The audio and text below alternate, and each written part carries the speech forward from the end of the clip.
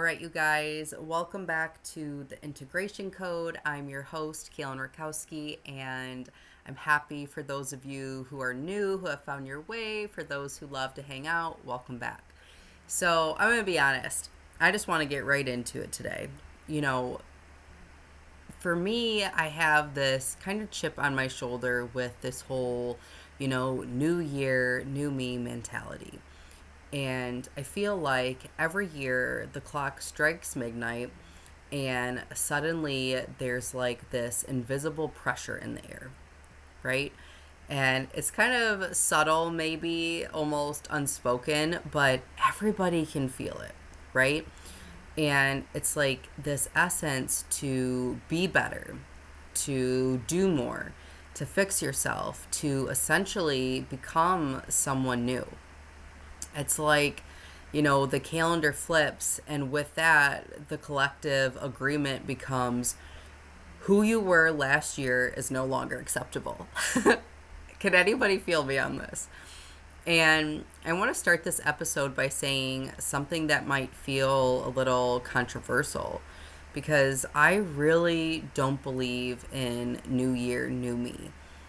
And, side caveat, it's not because growth is bad. It's not because, having desires are wrong. And it's not because wanting more depth, more truth, or more alignment is somehow a flaw. But I feel like most of what we call self-improvement is actually rooted in the belief that, who you are right now isn't enough. And I hate that. And when this growth comes from lack, it doesn't liberate you, it traps you, okay? It traps you in a cycle of striving, performing, optimizing, but never really arriving.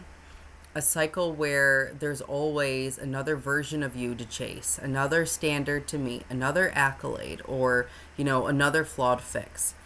And the cost of that cycle is rarely talked about.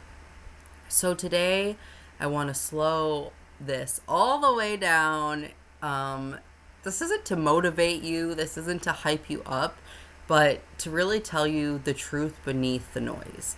And because something ancient, embodied, and deeply human has been lost in this narrative, and your body already knows that. Okay, so let's really start with, this hidden frequency behind New Year, New Me. So if we're talking about frequency, not the buzzword version, but the lived experience of it, the felt sense behind your goals. Okay, so when the energy behind your intention is, I'm not there yet, I'm not enough.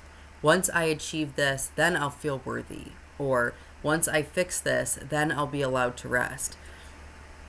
This isn't actually moving you toward fulfillment. This is moving you onto a fucking hamster wheel. Because the nervous system can't experience safety in a state of perpetual insufficiency. Okay? So instead of growth feeling nourishing, it starts to feel urgent, compulsive, like something bad will happen if you stop. This is where hustle culture quietly slipped onto the wellness sphere, okay? Where it was no longer about chasing desires, but really it's like we're just grinding to survive. Now we're grinding to be healed enough, evolved enough, conscious enough, regulated enough. It's this underneath frequency that's really driven by fear. And it looks pretty on the outside, right? Because you look like you're accomplishing and striving and you're productive. But really, when it's driven by fear, it's this fear of falling behind. It's this fear of being unworthy, this fear of being seen as stagnant, lazy, or broken, or again, like I said at the beginning, not enough. So I want to ask you something and really allow yourself to feel into this. Have you ever reached a goal? Maybe it was a hot body, a certain income, a relationship, recognition, a status, whatever it is. Try to grasp what that looks like for you, and quietly thought, why doesn't this feel how I thought it would make me feel? And this moment is incredibly important because it's not that the goal was wrong, it's that the orientation was off.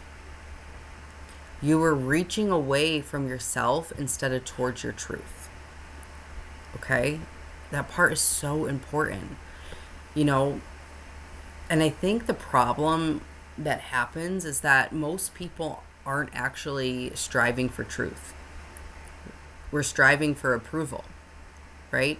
Even when it looks spiritual, even when it looks embodied, even when it looks healed, we've confused becoming better with becoming real. And there's a huge difference in that. And I think it's because performance is sneaky. It adapts to whatever environment you're in. If you grew up learning that, love was conditional, you may now perform productivity. If you learned that, safety came from being impressive, then maybe now you perform your spirituality. If you learned that being too much was dangerous, well, now maybe you perform regulation. But performance, even conscious performance, is exhausting because it requires constant self-monitoring, right? Constant correction, constant comparison. So here's a pivot. And this is a moment to slow down. When growth is driven by performance, you'll always be chasing the next version of yourself. But when growth is rooted in alignment, something different happens. You stop asking, who should I become? And you start asking, what isn't actually me? What am I carrying that never belonged to me? What am I maintaining out of fear rather than truth?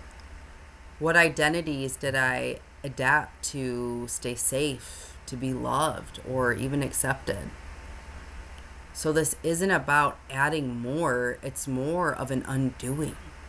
An undoing that takes courage because it means letting go of who you were praised for being all along, or an identity you created that got you praised.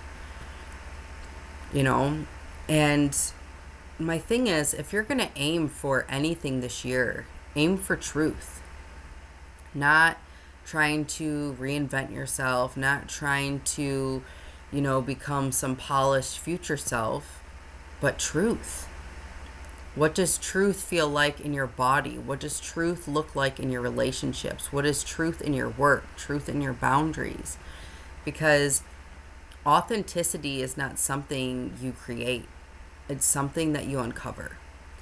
And most of the time, what blocks authenticity isn't a lack of discipline, it's protection. It's this armor you learned to wear when it wasn't safe to fully be you. Right? Strategies that once kept you alive, but now just keep you small or comfortable. Roles you mastered so well that you forgot that they were learned in the first place. Okay? I want you to really think about this and let this land. You're not here to become someone new. You are here to remember who you were before adaptation. And when you stop forcing transformation and you start telling the truth, opportunities don't need to be chased. They arrive as a byproduct of coherence. Okay? And, there really is an ancient truth that most of the collective has forgotten. There's this other layer with this that rarely ever gets named. And January 1st was never meant to represent rebirth. Boom, mic drop. What? It's not actually New Year? Holy shit. Y'all, we're in the dead of winter. The earth is quiet. The trees are bare. The soul is resting. And nothing in nature is rushing right now. In ancient and earth based systems, this was not a time for initiation or expansion. This was a time for rest, reflection, and listening. Seeds are planted in the dark and not forced to bloom, right?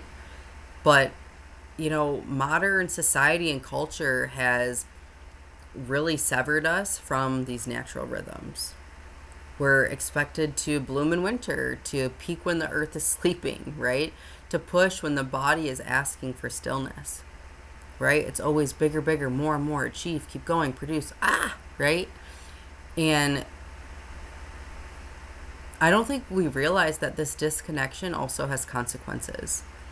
We're burnt out, we're anxious, we're numb, and this constant sense of feeling we're behind in our lives. So, if you feel tired right now, if you feel more inward, if you feel reflective rather than ambitious, it's not a personal failure. This is your biological intelligence, right? This is your ancient wisdom. And here's what I want you to really hear clearly. Your body does not operate on calendar years. It operates on safety, cycles, and capacity. So if your nervous system is asking for slowness instead of momentum, that doesn't mean that you're unmotivated. It means that you're finally listening. And this is where real authority lives, not in pushing past yourself, but honoring timing. Because transformation that isn't integrated becomes another form of trauma. And growth that bypasses the body will always come back around asking to be felt. So maybe your work right now isn't expansion. Maybe it's more stabilization or integration or rest. And all of those are productive, even if, capitalism doesn't know how to measure them. Okay. And honestly, those are all a different form of expansion and growth and evolution. It just looks different. So, maybe this year isn't about doing more or becoming different or proving anything. Maybe this year is about coming home. Home to your body, home to your truth, home to the parts of you that never needed fixing. Just space to breathe.